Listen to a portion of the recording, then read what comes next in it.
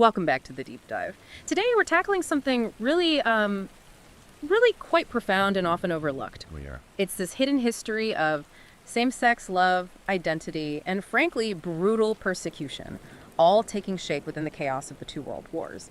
And there's this central paradox we really need to unpack. These massive global conflicts, they were designed in many ways to enforce this very rigid, patriotic, masculine ideal. Right, the soldier ideal. Exactly. But the very way they worked mobilization, throwing millions of people together, it accidentally created these hidden spaces, these sort of underground communities where queer identities could actually form. It's a history that really sits uneasily, doesn't it? Beneath that main story, we always hear about heroic sacrifice and national unity. Yeah. What we're looking at today, through the sources, is a story of incredible danger, but also resilience. You had this massive social upheaval pulling people, millions of them, from isolation into these intense shared environments. Giving them this brief, maybe dangerous look at shared experience, shared identity, maybe even love. But almost immediately after that glimpse, you see the state machinery kicking in with pretty violent efficiency, trying to stamp out those connections. Yeah. Or, in the case of the Axis powers, trying to eliminate them altogether. Okay, so let's get into this. It's a huge topic. We've gathered a lot of material here, personal diaries, military policies, some really specific laws, and these incredibly moving letters from service members. Our goal here isn't just to skim the surface. We want to really analyze this material, understand that tightrope walk between intense friendship, secret romance, and then the systemic persecution that followed. And look at how that played out differently in Allied and Axis countries. And that mission, it gets complicated right from the start, doesn't it? Yeah. There's this fundamental challenge for historians. It is. Defining the spectrum of these relationships, especially in World War I, in these all-male, high-stress places like the trenches. How do you distinguish between really intense homosexuality, that deep, maybe incredibly affectionate, but non-sexual bond, forged in shared danger? Comradeship. Exactly. Comradeship under fire versus explicit homoerotic feeling or actual romantic love. That seems almost impossible to definitively draw a line looking back a century later, especially when any hint of the latter could mean, well, disaster. Secrecy was paramount. It's incredibly difficult, and that's why historians have to rely so much on inference, coded language, looking at the context, reading between the lines in diaries that were almost certainly never meant to be read by anyone else. Right. Back then, there just wasn't really any acceptable public language for these deeper romantic attachments between men. So they had to be expressed or hidden within that acceptable frame of close friendship or battlefield camaraderie. Before we dive deeper into WWI, we absolutely have to set the legal stage. Because this wasn't just about social awkwardness or disapproval. This was criminal. Absolutely crucial. The threat was real, legal punishment. Take the UK, for instance.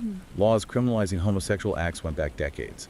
Punishments could be up to 10 years in prison. And those laws stuck around for a long time. They did, famously, until the Wolfenden Report led to decriminalization in 1967. So every single act, every letter exchanged, every moment of closeness carried the potential weight of the law. It cast a long shadow. And in Germany, there was the infamous paragraph 175. Correct. Paragraph 175, part of the German Penal Code since 1871, even before the German Empire was unified. It criminalized same-sex acts between men. So it was already on the books. Yes, its mere existence created this constant institutional threat. And crucially, it set up the legal and bureaucratic framework that the Nazis would later grab hold of and, weaponize to absolutely horrifying effect. But here's that paradox again. Despite these harsh laws already existing, the sheer need for soldiers, for mass mobilization, it kind of blew a hole in the system. The paradox of mobilization. That's it, exactly. War is supposed to be about imposing order, right? But it just shattered the normal social structures that kept people, especially queer individuals, isolated. Precisely. The military demanded the most rigid kind of gender performance, stoic, aggressive, hypermasculine. But the logistics of fighting a global war just broke everything else apart. Think about it, a young man on an isolated farm in, say, rural Kansas, or a small village in Bavaria.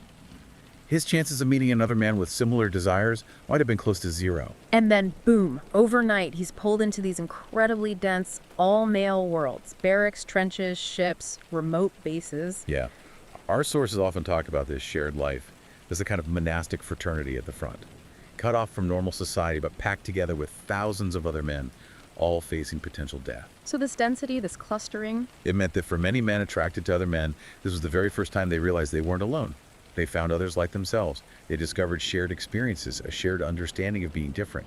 And out of that, a kind of fragile collective identity started to form. so the state, in meeting soldiers, accidentally created the very community it would later try to suppress, or worse.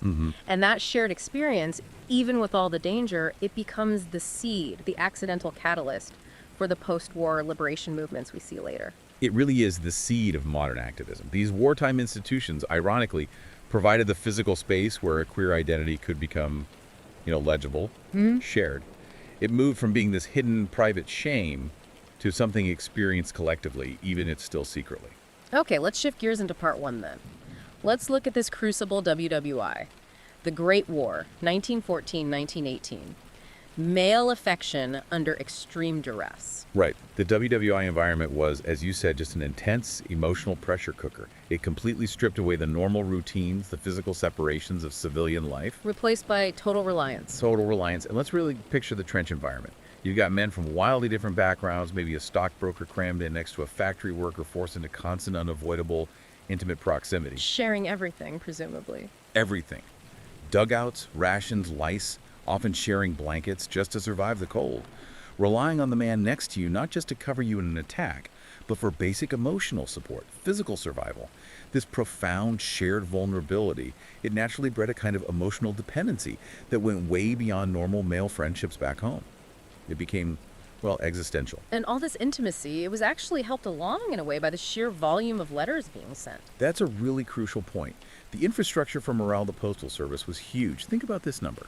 The British Army Postal Service delivered something like 2 billion letters during WWI. 2 billion, wow. It normalized expressing deep affection, needing connection. Now, most letters were conventional, of course, my dearest mother, my darling wife, but the language of intense, necessary affection was everywhere. It created a kind of acceptable framework where maybe, just maybe, deeper feelings between men could be expressed, or at least interpreted, often shielded by that conventional language of comradeship. Which brings us right back to that central difficulty we mentioned, camaraderie versus romance. In that context, with that available language, how did some relationships, cross that line? The constant threat of death just amplified everything.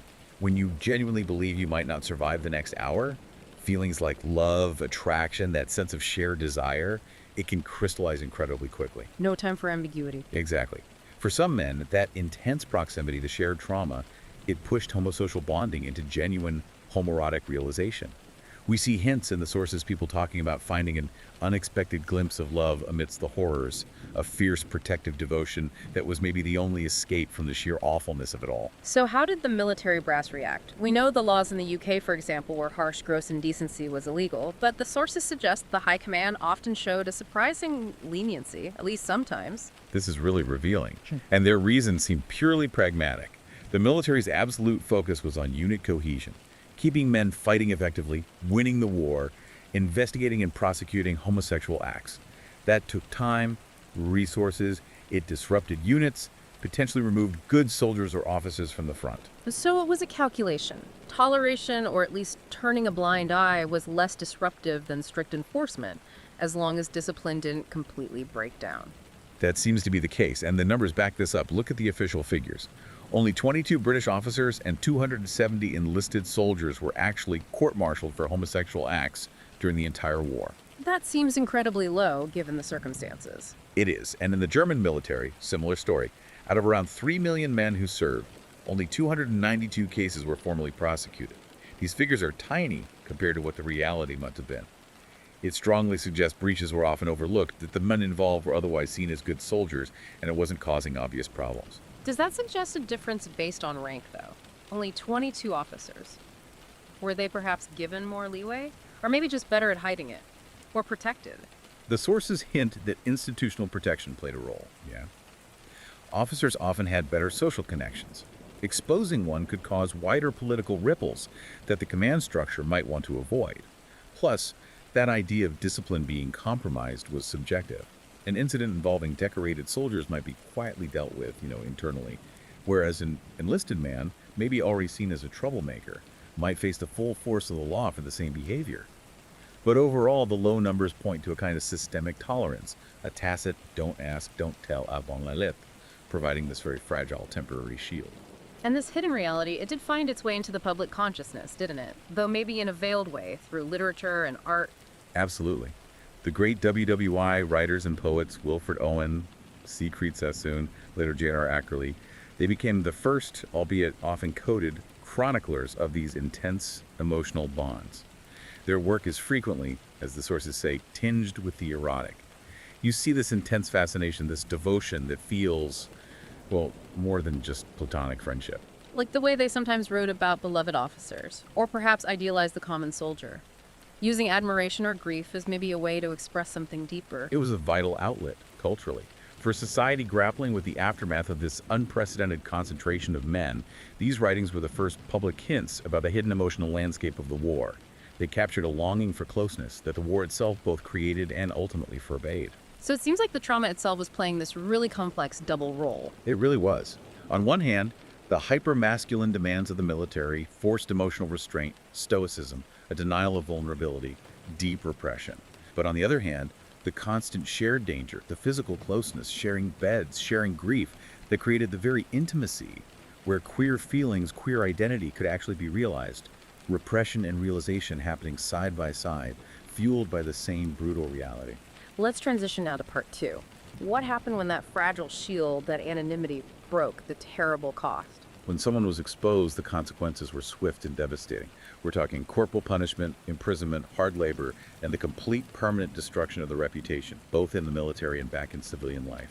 The ever-present threat of that forced relationships into deep, deep secrecy, relying on codes, hints, unspoken understandings. And we really need to talk about the specific case of Captain Edward Brittain, because his story just perfectly illustrates how the threat of social ruin could be even more deadly than enemy fire. It's arguably one of the most poignant and revealing stories from the entire war.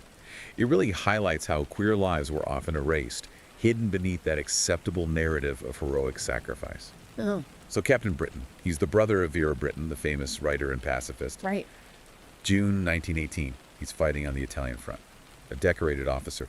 But then, word reaches him about an internal investigation. Into what? Allegations that he'd had sexual relations with men under his command, which, in that social climate, was absolutely damning, even if the military sometimes looked the other way procedurally.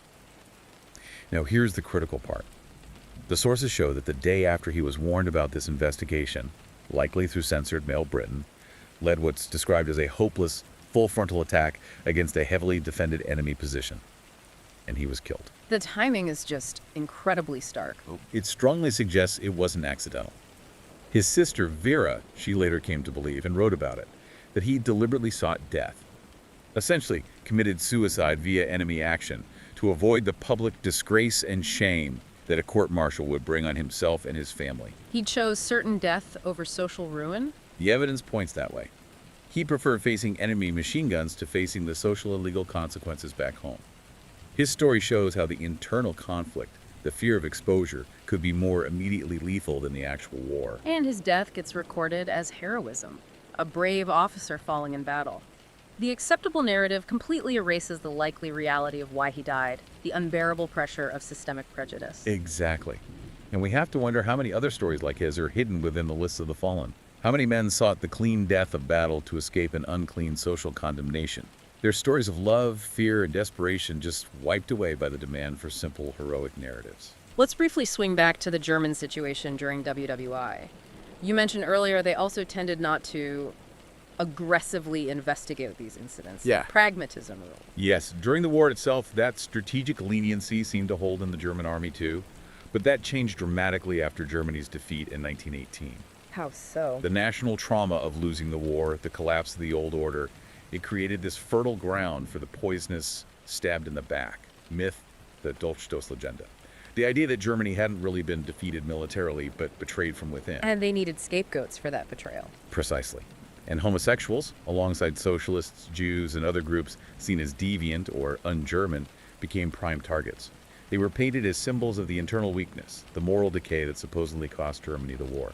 So that relative tolerance of the war years vanished, replaced by a really vicious backlash in the post-war Weimar Republic, which tragically paved the way for the even more extreme persecution under the Nazis later on.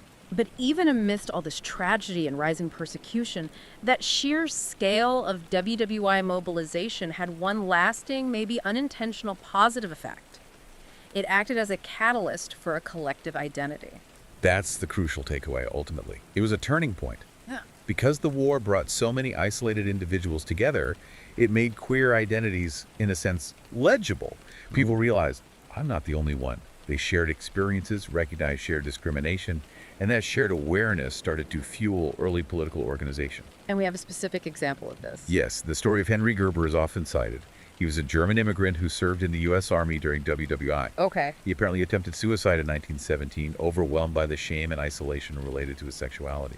But after the war, having served his adopted country, having connected with others like himself, possibly during his service or maybe afterwards in Europe, he channeled that experience into action. In the 1920s, back in the U.S., he founded the Society for Human Rights in Chicago. It's considered the first documented gay rights organization in America. Brief-lived, yes, quickly shut down by police, but incredibly significant. And what was the driving force for him, do you think? It seems to be that profound sense of betrayal. This feeling of, I risked my life for this country, I served honorably, and yet I'm treated as a criminal, denied basic dignity.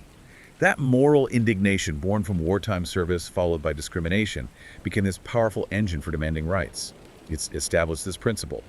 Military service should confer citizenship, should confer respect. That shift from private shame to public political demand, even if initially crushed, is really the key legacy of WWI for the movement, isn't it? Absolutely. Veterans were essentially saying, we proved our loyalty, now recognize our humanity.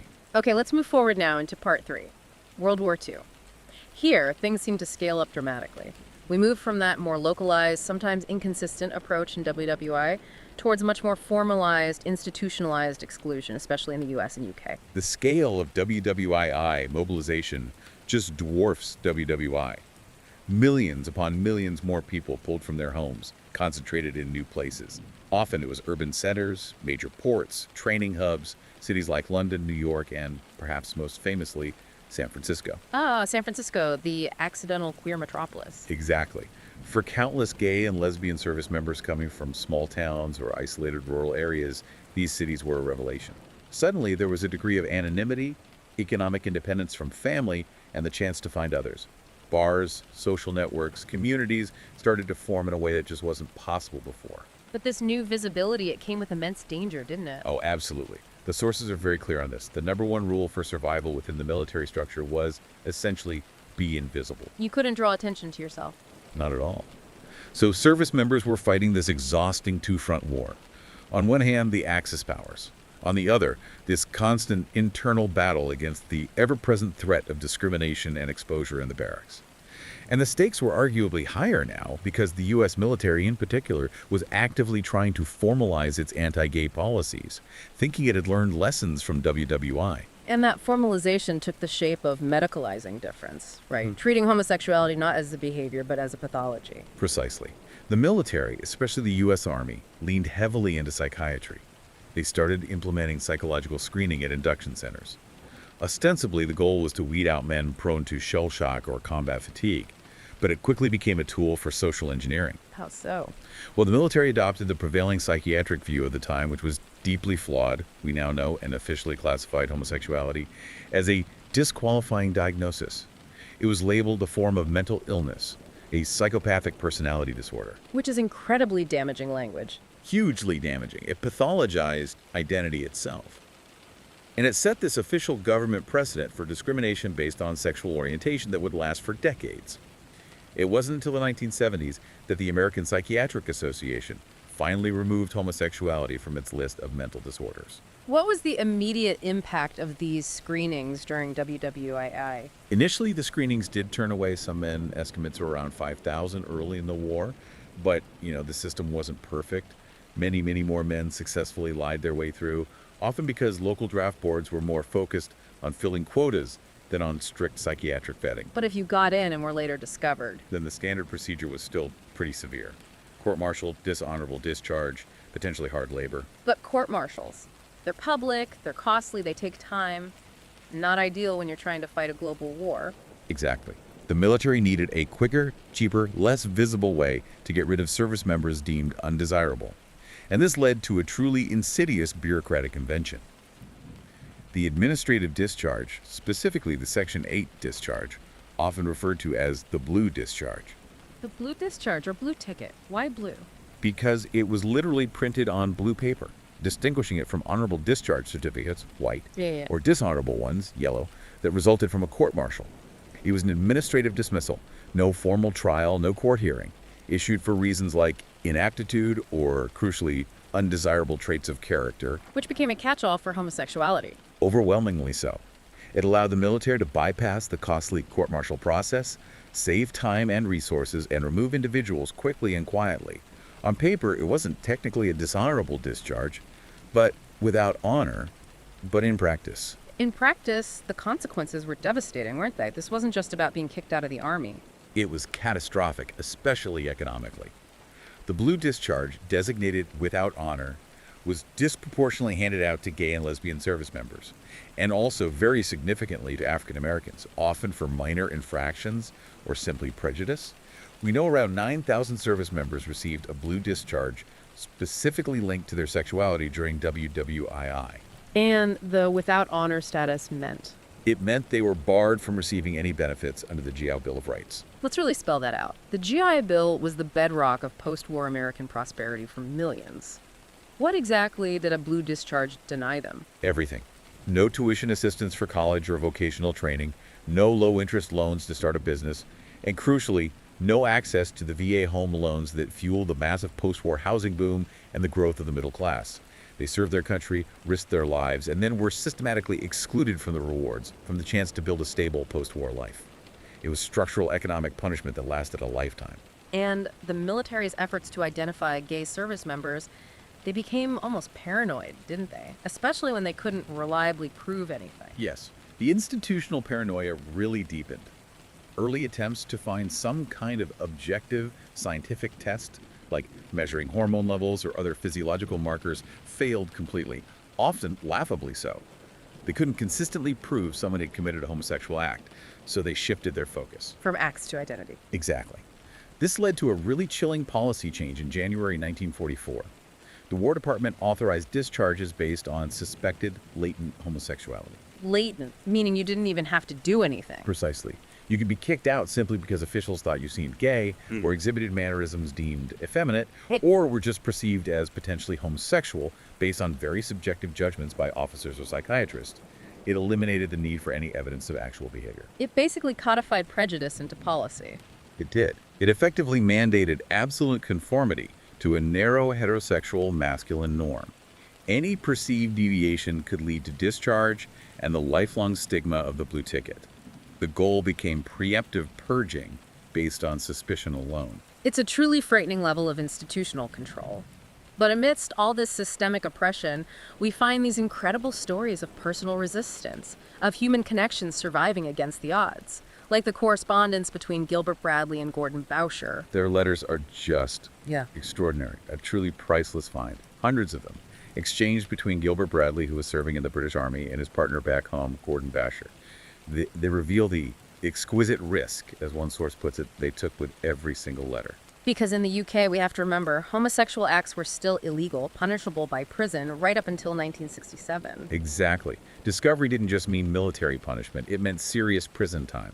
10 years potentially. Yet they wrote, pouring out their feelings, their anxieties, their love. And the content of those letters, it goes beyond just expressing affection, doesn't it? It shows this deep awareness of their precarious situation, the injustice of it all. Gordon Bousher's words, in particular, are incredibly powerful. He wrote about being panic-stricken, not primarily by the bombs or the war itself, but by the thought of returning to civil life after the war and still being legally forbidden from being together. Wow. So the long-term structural oppression of peacetime law felt like a greater threat than the immediate danger of the war. That's what it suggests. It's profound. The war, ironically, created this temporary, albeit secret space where their relationship could exist through letters.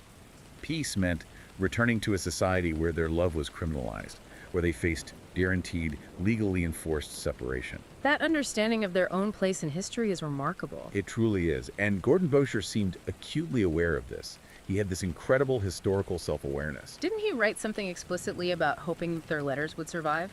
He did. He wrote almost verbatim, "Wouldn't it be wonderful if all our letters could be published in the future in a more enlightened time?" That's astonishing. It transforms their private correspondence into a conscious act of resistance against historical erasure. He wasn't just writing love letters. He was deliberately creating a historical record, documenting their suppressed reality for future generations like us. They risked imprisonment to ensure proofs of their love survived, making themselves primary sources against the silence imposed by the state. It really moves their personal story into the realm of political testimony. Incredible courage. Okay, so we've seen the Allied approach shifting towards psychological screening, administrative removal, economic punishment via the Blue Discharge. Now we have to turn in part 4 to the Axis powers, and specifically Nazi Germany, for a truly stark and terrifying contrast. Yes, if the Allied approach, however damaging, was ultimately about exclusion and control, the Nazi policy was fundamentally about ideological purification and ultimately elimination. The stakes become infinitely higher. Let's go back to paragraph 175. We know it predated the Nazis. How did they take this existing law and weaponize it so drastically starting around 1935? The Nazis weren't content with just punishing specific acts. They had a totalitarian vision of reshaping German society according to their racial ideology. In 1935, they radically revised paragraph 175. They broadened its scope significantly, making things like mutual masturbation or even just indecent gestures potentially criminal. They lowered the burden of proof required for conviction. And crucially, they made it possible to prosecute based on perceived intent or suspicion, not just proven acts. So it became much easier to arrest and convict many more people. Massively easier. It transformed the law from a statute dealing with specific behaviors into a tool for widespread social cleansing, targeting anyone deemed a threat to Nazi ideals of masculinity and racial purity. And this wasn't just about enforcing a particular moral code. It was explicitly tied into Nazi ideology, particularly eugenics and racial purity, right? Absolutely central. The Nazi leadership, especially SS leader Heinrich Himmler, saw homosexual men as a profound threat to the future of the Aryan race. Why specifically? Their reasoning, rooted in pseudoscience and paranoia, was that homosexual men were particularly dangerous because they supposedly seduced heterosexual men, preventing them from marrying women and having children. This, in their view, lowered the German birth rate and weakened the nation's reproductive strength, hindering the creation of the master race. So they were seen as biological traitors, essentially, for failing to reproduce for the state. That was the core ideological charge, and this obsession drove policy. In 1936, Himmler set up a dedicated office, the Reich Central Office for the Combating of Homosexuality and Abortion. Its job was to centralize surveillance and persecution. It worked closely with the Gestapo to create extensive files on suspected homosexuals, raid gay bars and meeting places, remnants of the more tolerant Weimar era, and coordinate arrests across the country. Serving in the Wehrmacht offered little protection if the Gestapo targeted you. And the system of punishment they created led to the infamous Pink Triangle. This marks a fundamental difference from the Allied administrative discharges. A terrifying difference. The Allies used bureaucracy for exclusion and economic harm. The Nazi regime used ideology to target individuals for elimination. Men arrested under the revised paragraph 175, especially those deemed repeat offenders, Gewohnheitsverbrecher, were often transferred directly from prisons to concentration camps. For indefinite terms. Indefinite terms. And upon arrival, they were forced to wear the pink triangle badge sewn onto their uniforms. Instantly marking them out. Yes, marking them for specific, often intensified, abuse within the brutal hierarchy of the camps. Pink Triangle prisoners faced horrific conditions, targeted for the hardest labor, starved, subjected to medical experiments, and often singled out for extreme violence by guards and even other inmates who had absorbed the Nazi propaganda, viewing them as the lowest of the low. Their mortality rates were exceptionally high. This wasn't just punishment. It was a deliberate attempt at extermination through labor and brutality. And the horror didn't end when the concentration camps were liberated in 1945. There's this deeply disturbing post-war irony, isn't there? It's one of the most shocking continuities in 20th century German history. After the war, the new democratic West German state continued to vigorously enforce the Nazi revised version of paragraph 175. They kept Hitler's anti-gay law on the books. They did. The democratic government found the legal apparatus of Nazi prejudice convenient. The law itself proved more durable than the regime that had sharpened it. For how long? Get this. Between the founding of West Germany in 1949 and the first minor reforms in 1969, West German authorities arrested approximately 100,000 men under paragraph 175. 100,000 arrests after the war, using a Nazi law. Yes. Paragraph 175 wasn't fully repealed from the German Criminal Code until 1994, after reunification. It just underscores the incredible persistence of legal persecution and how the specific traumas of the WWII era cast such a long shadow, impacting generations long after the war itself was over. Okay, let's move into our final section, part 5, looking at the legacy and this long arc of repression. Can we quickly summarize the different models of control we've seen emerge across these two wars? Yeah, broadly speaking, we see three distinct patterns. WWI in the UK and US relied mostly on localized, often inconsistently applied, ad hoc court-martials driven by older moral codes but tempered by military pragmatism. Then WWII in the US shifted dramatically towards systemic psychological exclusion, pathologizing identity, using the Blue Discharge as a tool for lifelong economic punishment, denying veterans their earned place in post-war society. And WWII in Nazi Germany escalated to outright ideological extermination, targeting identity itself, culminating in the concentration camps in the Pink Triangle, followed disturbingly by decades of continued legal persecution in post-war West Germany, using the same Nazi-era law. The war's concentrated populations, and in doing so, seemed to clarify and refine the methods of state control and persecution. And this enormous social upheaval, the shared experiences, the secrecy, it inevitably found an outlet in culture after WWII, particularly in literature. Yes, absolutely. There was a noticeable burst of writing right after the war, where authors started grappling, more openly than before, with male intimacy and homosexuality, often set against the backdrop of military life. Think of Norman Mailer's The Naked and the Dead in 1948, or Gore Vidal's The City and the Pillar, also in 1948. What did novels like these reveal about where society was at? They really acted as a kind of cultural barometer. They reflected what the sources call the ambiguous social position of queer men. On one hand, they were returning heroes who had fought fascism. On the other, they were still widely seen as deviant, mentally ill, or criminal. So the books showed that tension. Very much so. The narratives often struggled. They oscillated between pathologization and affirmation. They couldn't quite imagine a world where these men could be seamlessly integrated. The literature often became a space to explore the trauma, the necessary secrecy, the psychological cost of living, that double life demanded by the war and the society they returned to.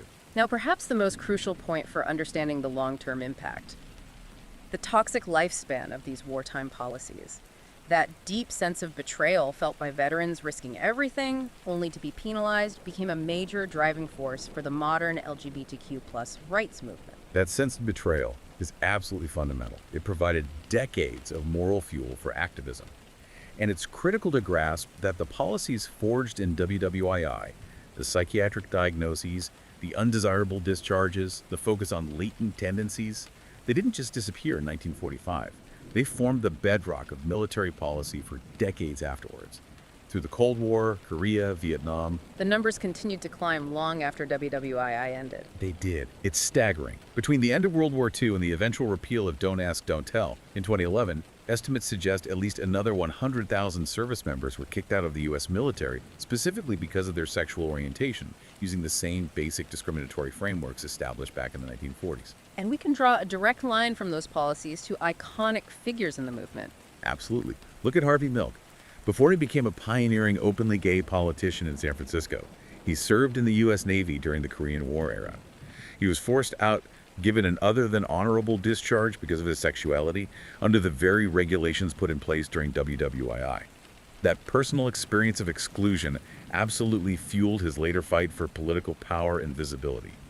The policies of the 40s directly shaped the lives and activism of the leaders who emerged decades later. Which just highlights how vitally important the ongoing work of historians is recovering these lost stories, like the Bradley Boucher letters, moving beyond those simple, patriotic, often sanitized versions of war history. This archival recovery work is essential if we want a truly complete picture. Historians are digging past the grand strategies and battle statistics to show that these wars profoundly involved sex, lust, and the body, as much as tactics and weaponry, the human intimate dimension. These letters, these diaries from queer service members, they're not just footnotes. They're a vital, defiant historical record. They're proof of love, loyalty, and identity persisting against incredible institutional pressure, trying to deny their very existence. They give us a window into the messy, complex, human reality of war. Without recovering and centering that complexity, our understanding remains fundamentally incomplete. We miss a huge part of the story. Well, that brings us towards the end of this deep dive. We've traced this really stark paradox, how the world wars, by concentrating millions of people, inadvertently created spaces for queer identity and community to emerge, while simultaneously perfecting the state machinery from the blue discharge to the pink triangle, designed to crush that very identity. And the legacy is undeniable. The trauma, the specific exclusion policies, the pathologizing language born in the 1940s that became the legal and cultural foundation for decades of systemic oppression. An oppression that generations of activists, many of them veterans themselves, had to fight relentlessly, policy by policy, closet door by closet door, to begin to dismantle. Thank you so much for guiding us through this incredibly important, detailed, and often difficult history. Thank you. And for you, our listeners, maybe a final thought to carry away. Consider the immense courage involved in the most intimate acts during that time. Simply loving another person in secret or daring to write that love down, knowing it could lead to prison or worse, that often required a different, perhaps even deeper kind of bravery than facing enemy fire. As historians continue to unearth more hidden archives, how many other stories of such defiant love and courage are still out there, waiting for a future generation to finally bring them into the light?